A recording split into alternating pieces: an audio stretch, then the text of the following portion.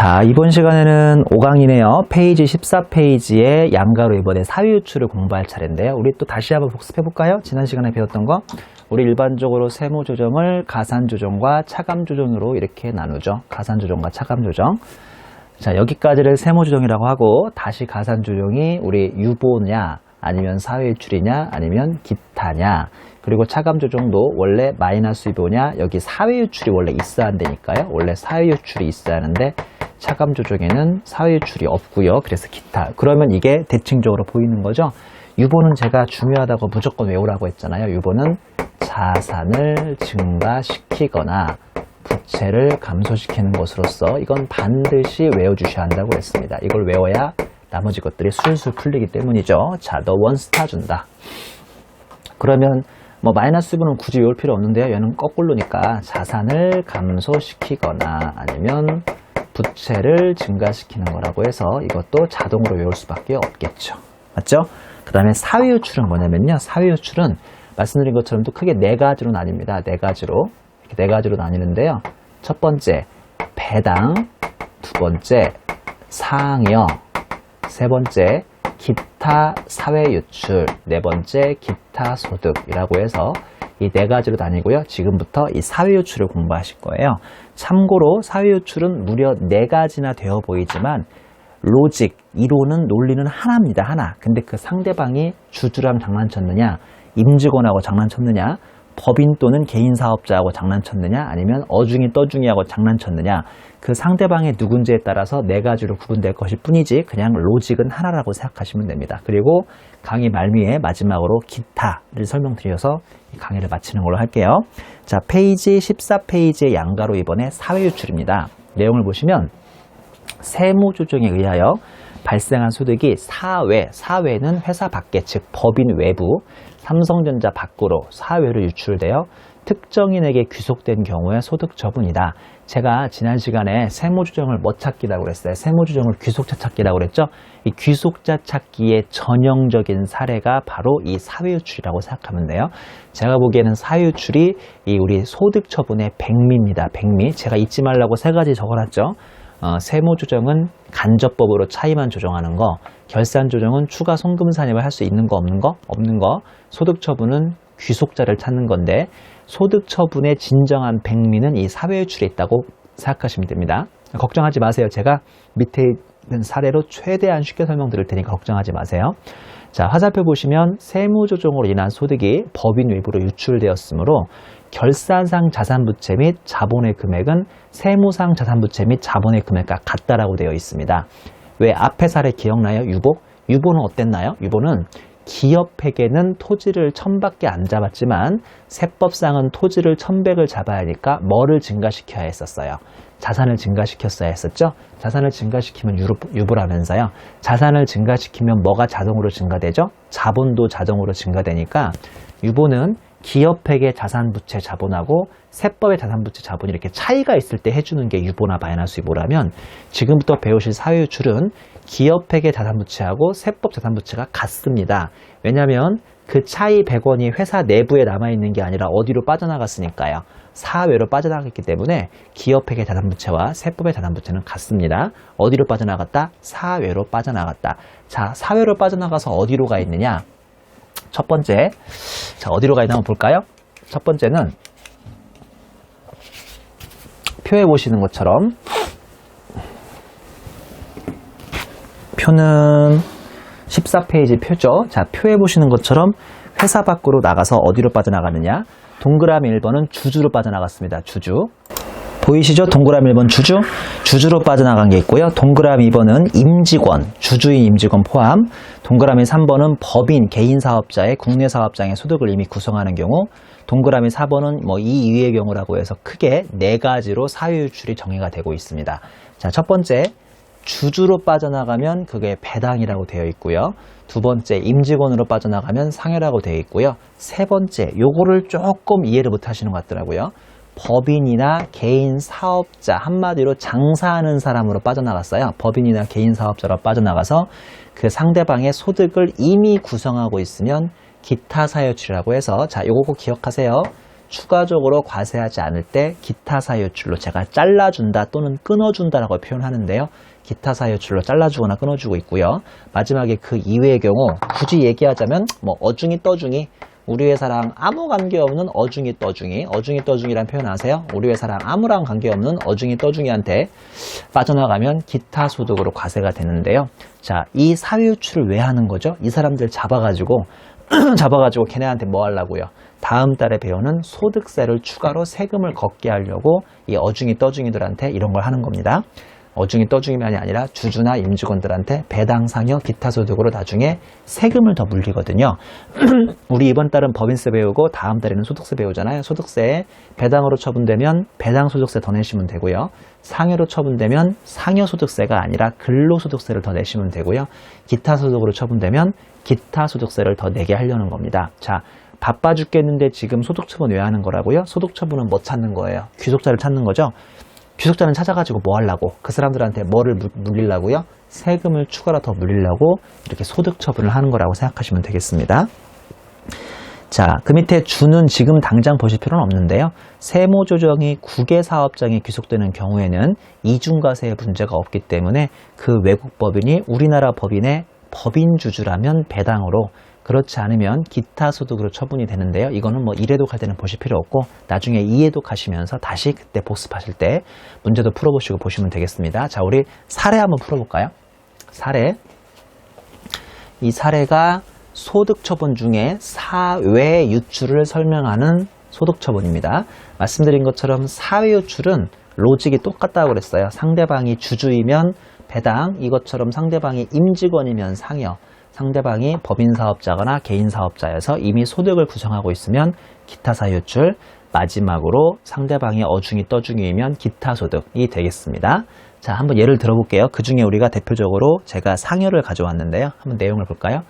임회계사가 누군지 아시죠? 저요. 좀 민망하지만 제 얘기입니다. 이게 실은 제 사례입니다.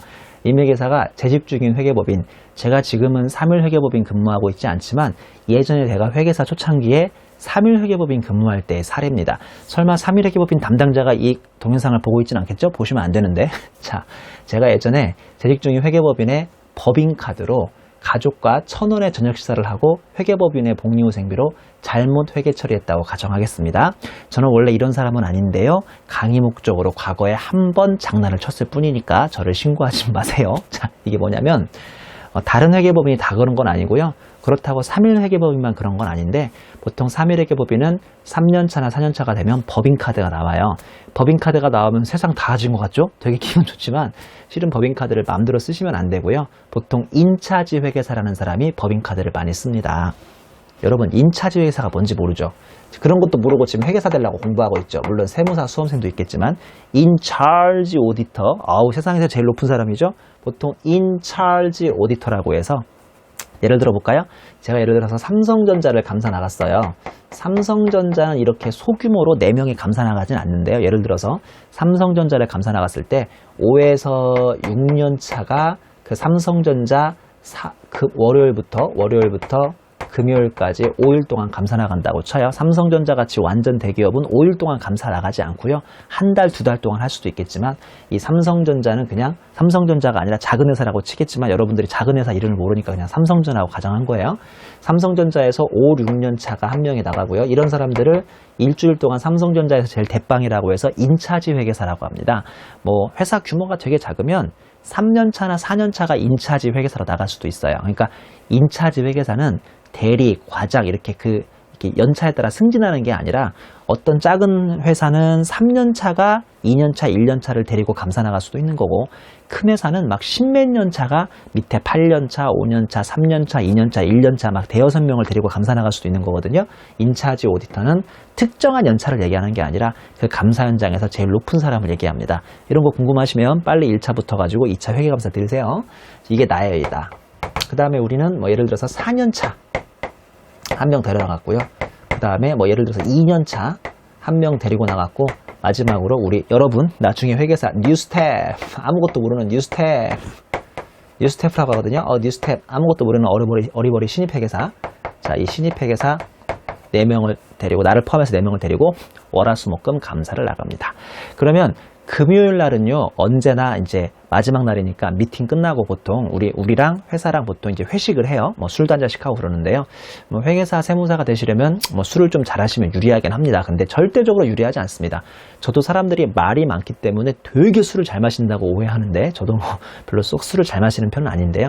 술을 잘 마시면 뭐 나쁠 건 없습니다. 우리 회사 생활만 그렇습니까? 우리 학교 생활 할 때도 술 잘 마시면 뭐 안 취하고 좋잖아요. 그러니까 술 잘 마시면 뭐 당연히 뭐 안 좋을 건 없는데요. 그렇다고 술 못 마신다고 전혀 뭐 문제가 되거나 그러진 않습니다. 뭐 술 못 마신다고 무조건 강제로 먹이는 시대가 아니잖아요, 지금은요. 아무튼 이렇게 4명이 나 1번, 얘가 2번, 얘가 3번, 얘가 4번 이렇게 4명이 감사를 나갔어요. 그러면 금요일 날은 회식을 하고요. 보통 이것도 3일회계법인의 어떤 팀이냐에 따라 다른데요. 과거 제가 있던 팀은 비교적 이렇게 우리 같은 사람들이 이렇게 법인카드로 비용 쓰고 해도 우리 팀의 팀장이던 상무님, 보통 파트너라고 하죠.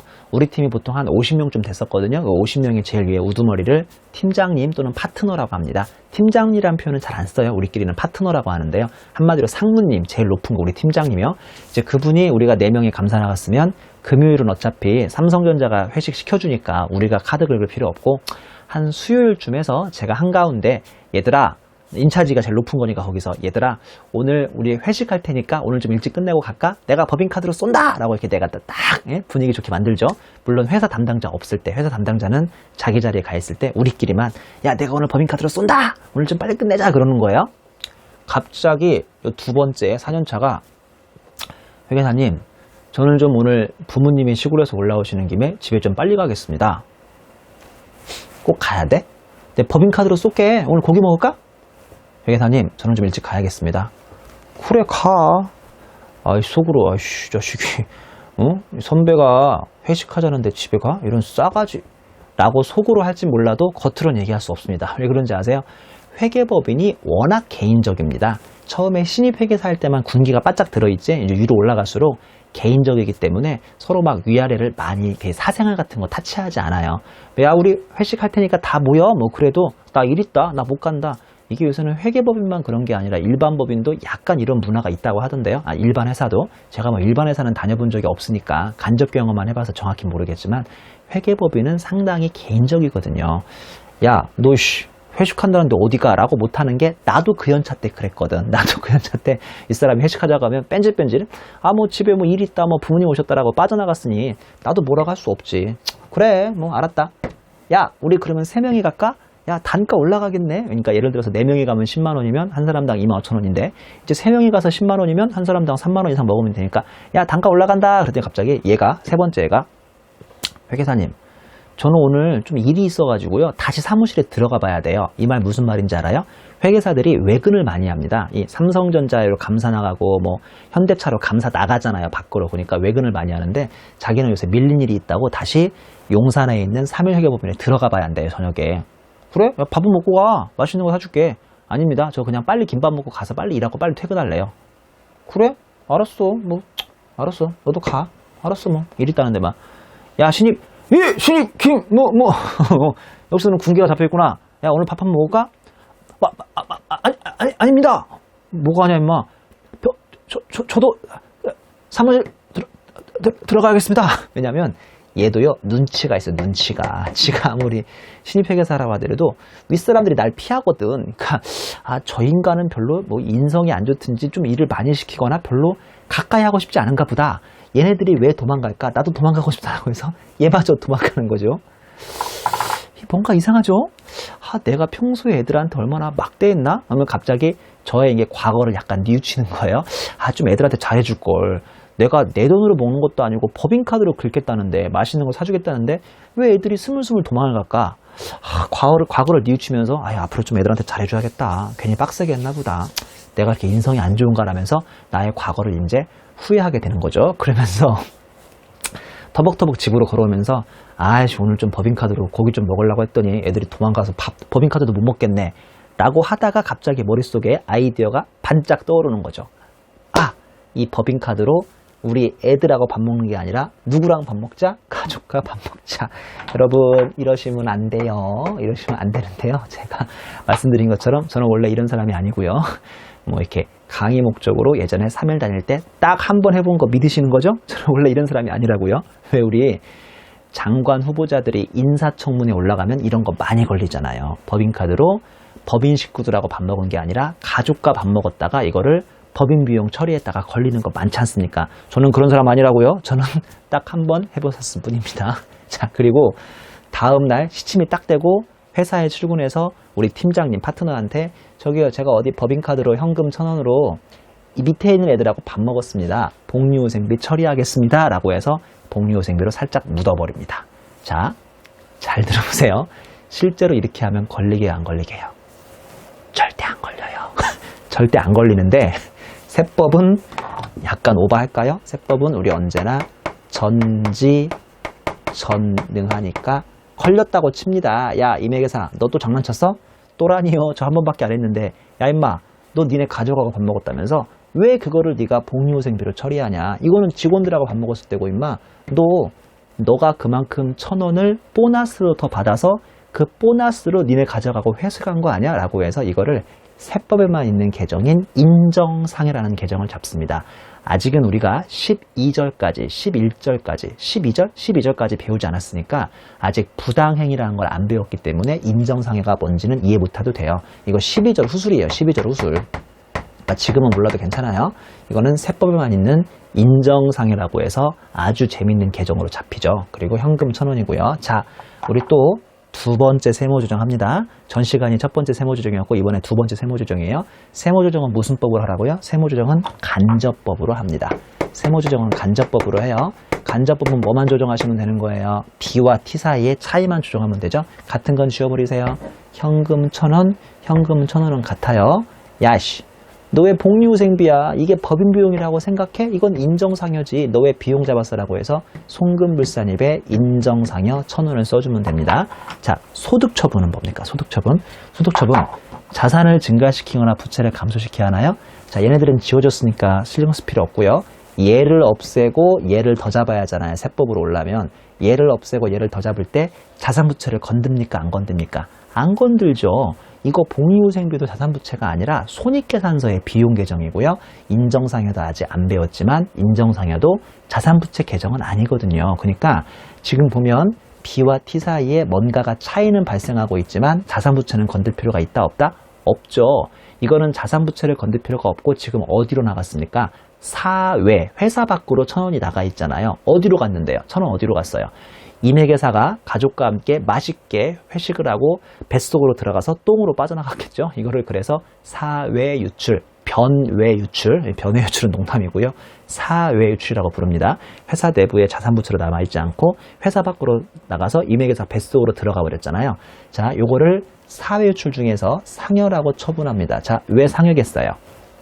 제가 3.1회계법인 다닐 때 3.1회계법인의 주주였습니까? 임직원이었습니까? 나도 주주였으면 원이 없겠다. 그 회사의 주주였으면. 나는 주주가 아니고 뭐였으니까? 임직원이었으니까 상여처분을 받는다고요. 이해하셨죠? 이거를 주주가 3.1회계법인의 주주가 장난치다 걸리면 배당 처분을 하시면 되고요. 상대방이 이 주주도 아니고 임직원도 아니고 개인 사업자거나 법인 사업자면 기타 사회유출을 하시면 되고요. 그게 아니라 상대방이 어중이 떠중이면 기타 소득을 하시면 됩니다. 자, 이게 무슨 말인지는 좀 이따 또 부연 설명 드릴게요. 자, 차기에 유보나 마이너스가 유보가 아니므로 반대 조정이 있어요, 없어요? 없어요? 이거 이해하시는 거예요? 아까 왜 앞 시간에 유보는 차기 이후에 언젠가 이걸 팔 때 마이너스 유보로 반대 조정이 있었잖아요. 근데 이 사회유출은요, 유보나 마이너스 유보가 아니기 때문에 차기 이후에 반대 조정이 있습니까? 없습니까? 없다니까요? 없어요. 그러니까 이게 바로 또 유보나 마이너스 유보와 사회유출의 차이점입니다. 얘는 올해만 세무조정이 있고 차기 이후에 반대 조정이 없습니다. 그래서 뭐라고 써놨냐면 이런 이유로 유보 또는 마이너스 유보를 언젠가 반대 조정으로 사라지니까 일시적 차이라고 예전에 불렀었고요. 이런 사회유출을 올해만 세무조정하고 다시는 세무조정하지 않는다고 하여 영구적 차이라고 부르기도 했었죠. 오케이? 다시 유보나 마이너스 유보는 언제나 무슨 조정이 있다? 반대 조정이 있으니까 일시적 차이라고 불렀고요. 사회유출 지금 배운 것은 나중에 반대 조정이 있으니까요? 없으니까요? 없으니까 바로 영구적 차이라고 부르기도 했었습니다. 아, 그리고 이거 회계학 상식, 우리 재무회계부터 차기 이후라는 말 많이 듣지 않았어요? 네? 반대말은 뭡니까? 전기 이전이죠. 차기 이후와 전기 이전 많이 들었는데 이것도 나도 참 궁금했어. 선생님, 올해가 2015년이니까요. 차기는 2016년이고요. 차기 이후는 내년 그 이후니까 2017년입니까? 라고 참 많이 궁금했는데 진짜 부끄럽다. 나 이런 것도 몰랐는데. 여러분도 모르죠? 솔직히 모르는 사람 많거든요. 아는 척하고 있는 거지. 나도 몰랐어, 실은. 차기 이후는 우리 회계학이나 세법에서 차기 이후라 하면 차기를 포함한 그 이후 언젠가를 얘기하는 거예요. 이해하셨어요? 그러니까 차기 이후는 16년, 17년, 18년, 19년 그냥 그러니까 미래 언젠가를 얘기할 때를 차기 이후라고 하고요. 그럼 전기 이전은 언제겠어요? 전기 이전. 올해 기준으로 전기 이전은 전기인 14년을 포함한 그 이전 언젠가를 얘기합니다. 그냥 과거를 얘기할 때 전기 이전이라고 하고 앞으로 미래를 얘기할 때 차기 이후라고 얘기합니다. 네, 이런 것까지 설명해야 한다니 이런 거 모르는 사람 많으니까 저도 몰랐으니까요. 제 강의가 상당히 조근조근 씹어주고 떠넣어주는 강의입니다. 잘 따라오시면 세법 두려워할 필요 없어요. 여러분이 복습만 잘하시면 돼요. 제가 복습까지는 보장해드릴 수 없으니까 복습은 여러분의 몫인 거 아시죠? 자, 여기 보시면 만약 임회계사가 매년 연봉이 1억이라면 저 연봉 1억 될 것 같아 안 될 것 같아요? 그건 제가 얘기할 수 없지만 제 연봉이 1억이라면 단기에는 1,000원만큼 내가 무슨 처분을 받았으니까 상해 처분을 받았으니까 이 효과로 인해서 연봉이 발음도 어렵지만 1억 1,000원이 되는 셈입니다. 이 1,000원은 실제로 내가 돈으로 받은 적이 있다 없다? 없지만 가상의 개념인 상해 처분이 되니까 내 연봉은 1억 1,000원이 되는 셈이고요. 이 금액에 대해서 소득세를 1억에 대해서 내 세율만큼 소득세를 부담하는 게 아니라 1억 1,000원에 대해서 내 소득세만큼 부담하니까 여러분 아직 다음 달인 소득세를 안 배웠지만 소득세 최고세율은 무려 38%까지 나오거든요. 즉 이 1,000원은 돈으로 받은 적도 없지만 1,000원의 38%인 약 380원의 세부담이 더 느는 겁니다. 이해하셨죠? 소득 처분을 왜 하는 거라고요? 귀속자를 찾는 데니까요. 귀속자 찾아가지고 뭐 하려고 바빠 죽겠는데 그 사람한테 추가로 세금을 물리려고 이 귀속자를 찾는 겁니다. 이해하셨죠? 이거 되게 중요한 겁니다. 자, 다시 앞으로 한번 가볼게요. 다시 앞으로. 자, 이렇게 제가 사회유출을 상여를 통해서 설명을 드렸는데요. 상여 말고도 뭐가 있느냐? 배당도 있어요. 아까 그 1,000원의 복리후생비 같은 것을 회사 비용으로는 1,000원으로 처리했지만 실제로 직원들하고 먹은 게 아니라 어떤 놈 혼자 먹은 거예요? 대주주 혼자 먹다 걸려버린 거예요. 안 걸립니다. 안 걸리는데 걸렸다고 가정해요. 그러면 그때는 배당으로 처분을 하는 거죠. 이해하셨죠? 요거는 뭡니까? 주주의 임직원 포함. 자, 이런 경우가 많이 있어요. 가끔씩. 그러니까 우리 회사 사장님이 우리 회사의 임직원이면서 동시에 주주인 거죠. 우리나라는 그런 경우가 되게 많잖아요. 그러니까 대주주가 곧 사장님 자리에 앉아 있잖아요.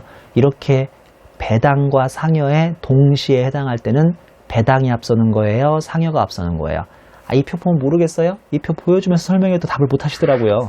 내가 주주이자 동시에 임직원이면 배당이 앞서요? 상여가 앞서요? 요거 봐요. 요 상여가 앞서잖아요. 이쪽에 있으니까. 주주인 임직원 포함이니까 그럴 경우는 상여가 앞서요.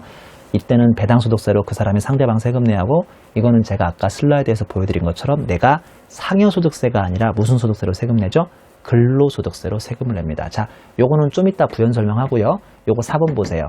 이 이외의 경우는 기타소득인데요. 이게 한마디로 우리 회사 주주도 아니고 임직원도 아닌 사람한테 뭔가 처분이 되면 그때는 기타소득이라고 하는 겁니다. 예를 들어 볼까요? 이번에 우리 삼성전자가요. 종로 한복판에 100층짜리 초고층 빌딩을 지을 예정인 거예요. 근데 이게 100층짜리 건물 못 짓는다, 우리나라 한가운데서. 왜냐면 인허가가 안 나요. 인허가가. 이게 너무나 높기도 하고 고도 제한이 있으니까. 근데 얘네들의 수건 사업인데 종로구청 가가지고 종로구청 건축가 가서 저희 삼성전자 100층짜리 4억 좀 짓게 인허가 내주세요. 그럴 때 뭐라고 하겠어요? 안 됩니다. 더 이상 종로에는 100층짜리가 안 됩니다. 이럴 거 아닙니까? 그러면 알겠습니다 하고 돌아오셔야 돼요? 그러면 안 되고요. 어떻게든 말이야, 직원의 명함 좀 받아오시고, 구청 직원의, 추석에 떡값도 좀 보내고, 명절에 좀 떡값 좀 보내서 좀 친하게 지내하는 거 아닙니까? 자, 여러분이 만약에, 이런 말 하긴 뭐하지만, 자라나는 청소년들에게 이런 말 하긴 뭐하지만, 기업회계에서 뇌물을 보낸 거예요, 뇌물을. 직원한테, 구청 직원이나 공무원한테 1억의 뇌물을 보냈어요. 세법에서 기업회계에다 뭐라고 쓰겠어요? 뇌물 쓰겠어요? 그런 사람이 어딨어. 뭔가 숨기겠지. 뭐라고 할까? 이걸 뭐라고 하다가 아, 공무원, 국가구나. 세금과 공과. 세금과 공과로 장난친 거죠. 근데 그 공무원이 9시 뉴스에 쇠고랑 차고 나온 거예요. 한마디로 걸린 거죠.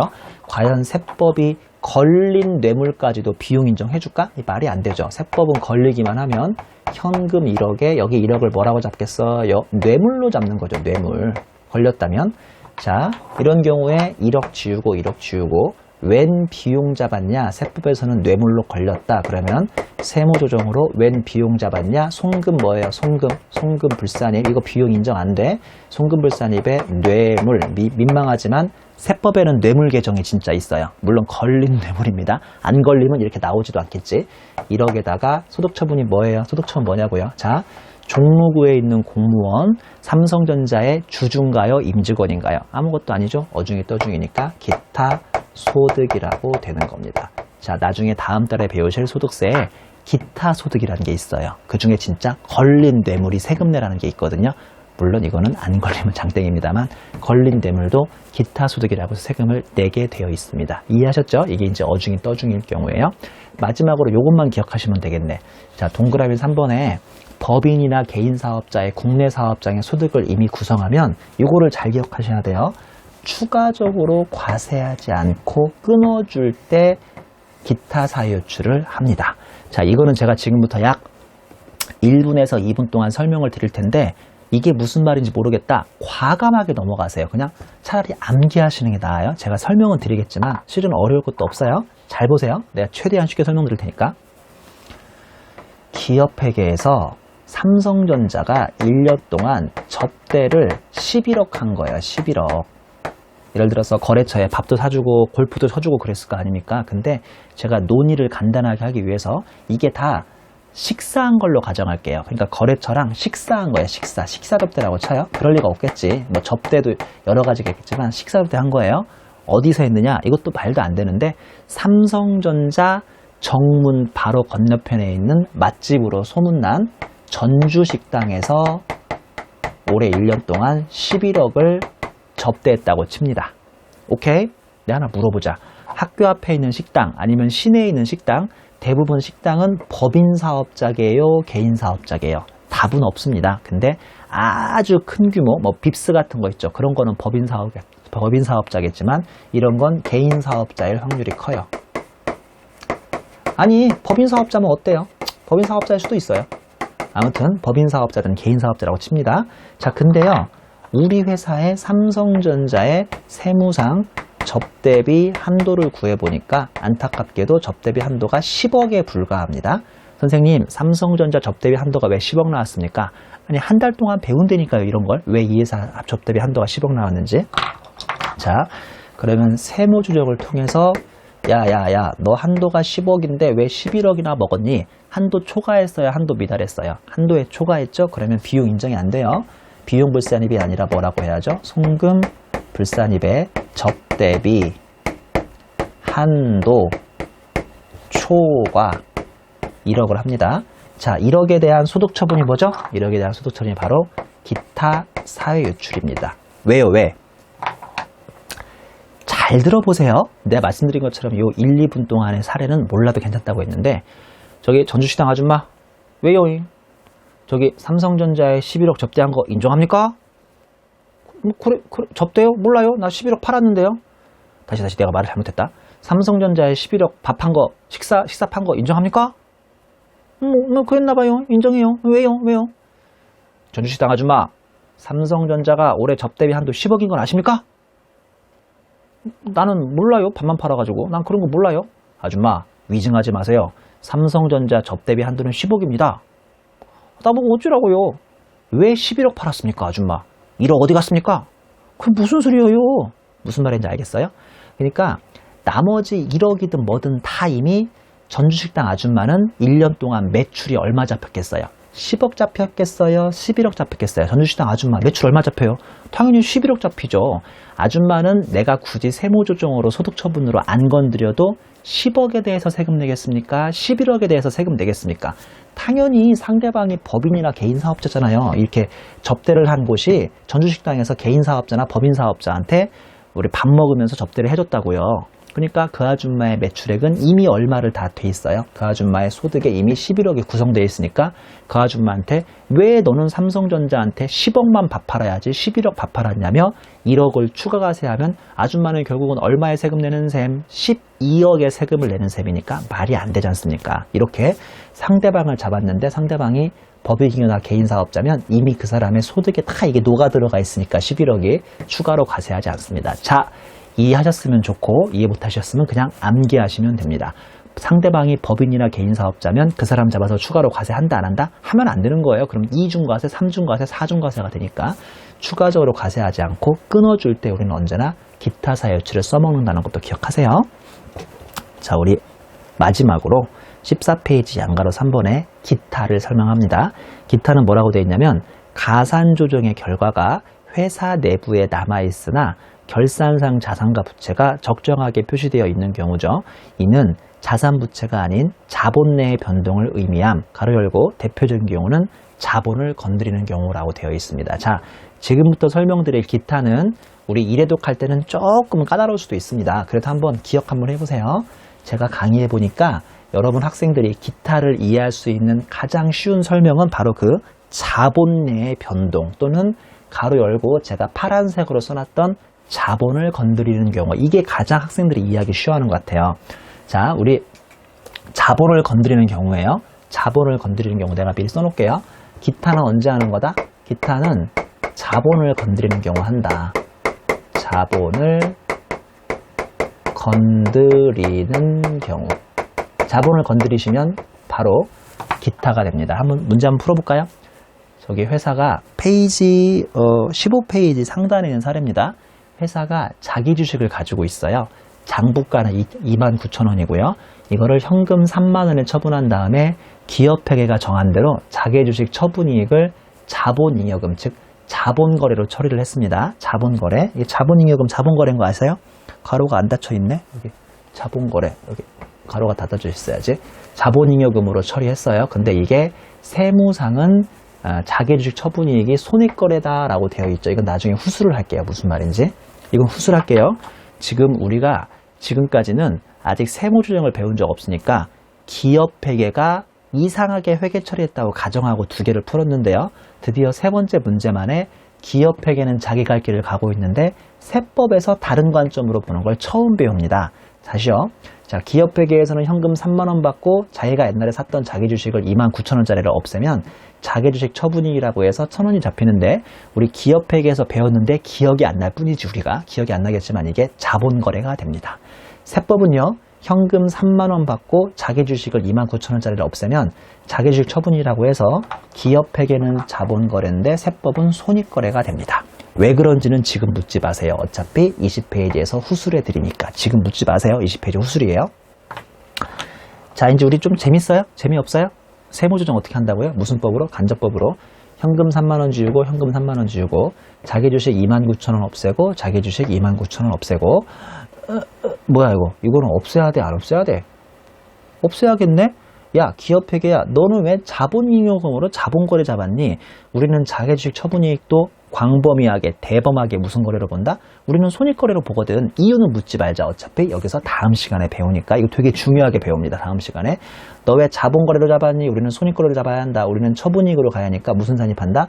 입금 산입하고 계정명은 자기주식 처분이익 금액은 1,000원.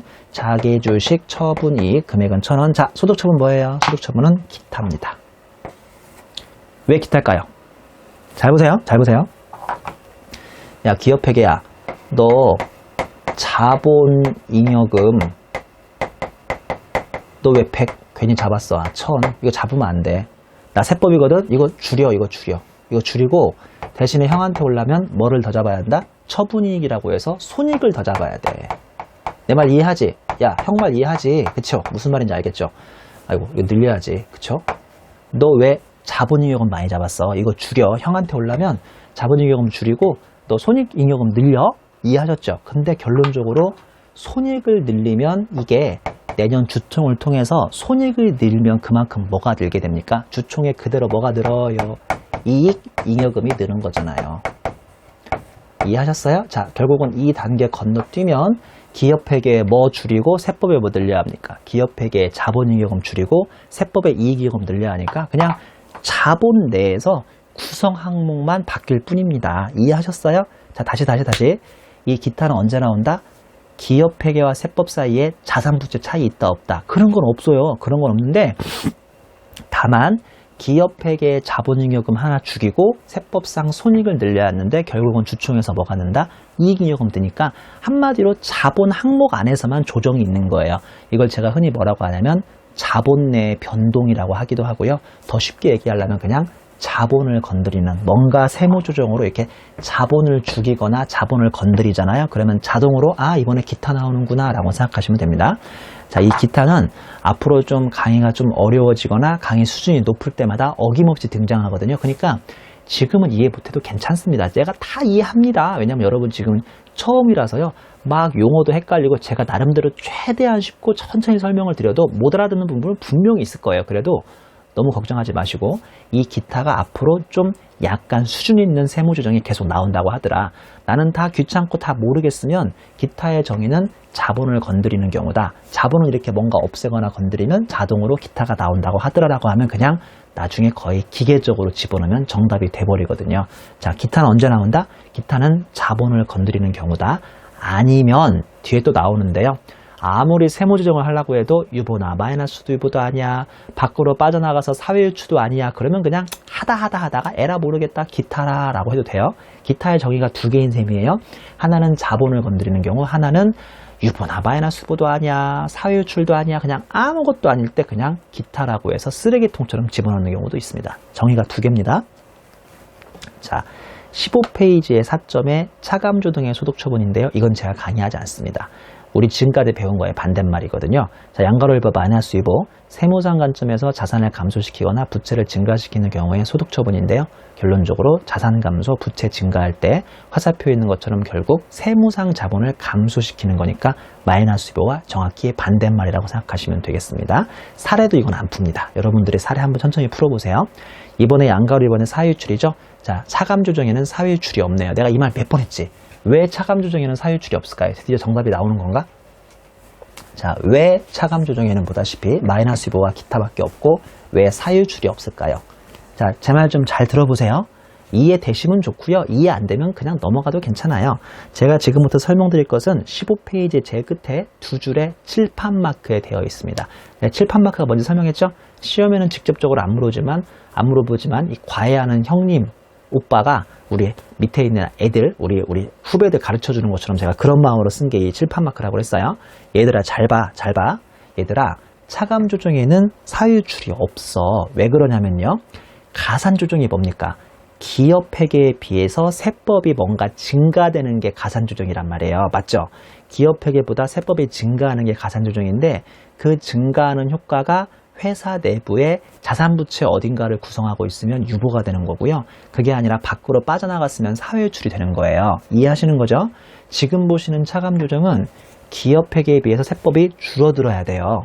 그 줄어드는 효과가 자산부채에 남아있으면 마이너스 유보고요. 줄어드는 효과가 사회로 빠져나갈 수가 있어요? 없어요? 없는 거죠. 왜 그런지 모르겠어요. 가산조정은 기업회계보다 세법이 늘어야 하니까 그 는 것이 회사에 남아있거나 밖으로 빠져나갈 수도 있는데 지금 보시는 차감조정은 기업회계보다 세법이 줄어야 하기 때문에 그 효과가 자산부채에 영향을 미치면 마이너스 보지만 밖으로 빠져나갈 수는 없다 이거죠. 왜냐하면 부족한 상태니까. 그래서 차감조정에는 사유출이 없습니다. 결론적으로 사유출에는 뭐밖에 없느냐? 마이너스 유보와 기타밖에 없죠. 그게 다음 페이지 16페이지 있는데요. 양가로 3번 차감 조정의 결과가 회사 내부에 남아있으나 결산상 자산과 부채가 적정하게 표시되어 있는 경우는 이는 자산 부채가 아닌 자본 내의 변동을 의미하고 또 대표적인 경우는 자본을 건드리는 경우인데 이 가산 조정의 기타하고 차감 조정의 기타는 정의가 똑같습니다. 다양 방향성만 플러스로 자본을 건드냐 마이너스로 자본을 건드냐의 차이일 뿐이지 똑같이 자본을 건드리는 경우 아니면 말씀드린 것처럼 이것저것도 아닐 때 그냥 한쪽에 쓰레기통처럼 몰아버리는 걸 기타라고 부르죠. 그 밑에 칠판 마크를 보면 결론적으로 차감 조정에는 사유출이 없으니까 차감 조정은 둘 중에 하나만 찍어버리시면 돼요. 가산 조정은 소득 처분이 복잡하다. 왜냐하면 유보일 수도 있고 사유출도 4개나 있을 수도 있고 아니면 기타일 수도 있으니까 총 3개가 아니라 무려 6개인 셈이에요. 하나, 4개, 1개. 근데 차감 조정은 어차피 마이너스 유보 아니면 기타밖에 없으니까요. 그냥 졸다가도 조는 사람 이거 지금 마이너스 유보야 기타야 그러면 하나만 찍으시면 돼요. 가급적이면 마이너스 유보를 찍으면 정답일 확률이 커요. 마이너스 유보가 더 많이 나오니까. 거기 칠판마크 보시면 차감 조정에는 어차피 사유출이 없으므로 일시적 차이 마이너스고 유보가 아니면 그냥 다 기타라고 해버리면 돼요. 이 둘 중에 하나라니까요. 마이너스 유보 아니면 기타예요.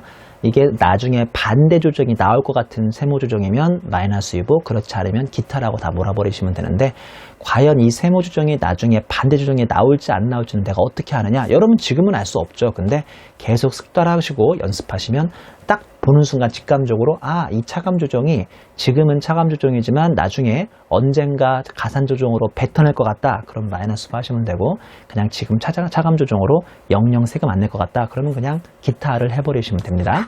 자, 여기까지 해서 기본적인 소득 처분까지 배웠는데 여러분 여기까지만이라도 제대로 복습하셔도 상당히 많이 공부하시는 거니까 이것까지 정확히 복습하시고 우리 다음 시간부터 5점의 소득 처분의 특례부터 강의를 진행하는 걸로 하겠습니다. 수고하셨습니다.